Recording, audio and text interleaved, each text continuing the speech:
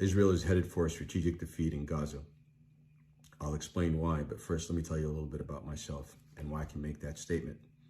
I served for 22 years in the Marine Corps. I was an infantry officer.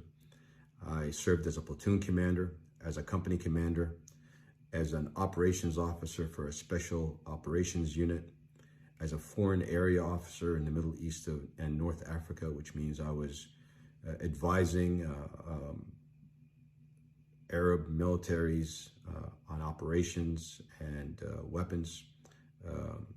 I've worked with just about all of them. And I wrapped up my career as a lawyer after completing law school. And I was involved in a number of war crimes cases arising out of Iraq and Afghanistan. Now, let me tell you why I think the Israelis are headed for a strategic defeat.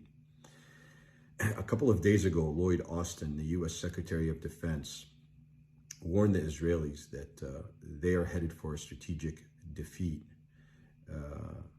in their attempt to achieve tactical gains. And what that means is the Israelis are fighting in Gaza to win little pieces of territory. And in doing so, they're killing hundreds and thousands of people on a daily basis. The world is seeing it all, and it's turned public opinion against the Israelis.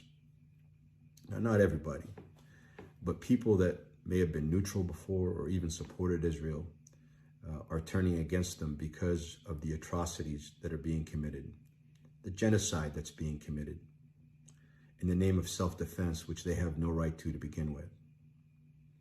And so Israel is destroying Gaza, it's killing civilians, but it cannot state one strategic objective that it has achieved. What are those strategic objectives?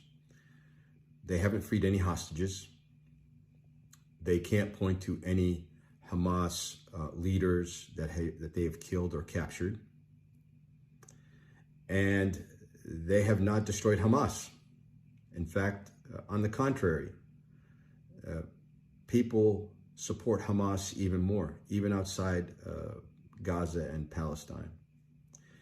And so as Israel continues its path of destruction and murder of civilians, it's going to reach a point where it's got nowhere else to go.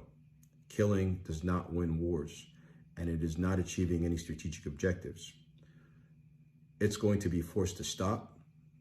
It's going to be recognized as a pariah, as a state that has engaged in genocide, and it's going to expose its leaders and its soldiers to prosecution for their war crimes. No different than the Nazis, no different than the Bosnians who committed crimes in the 90s, and no different than Rwanda.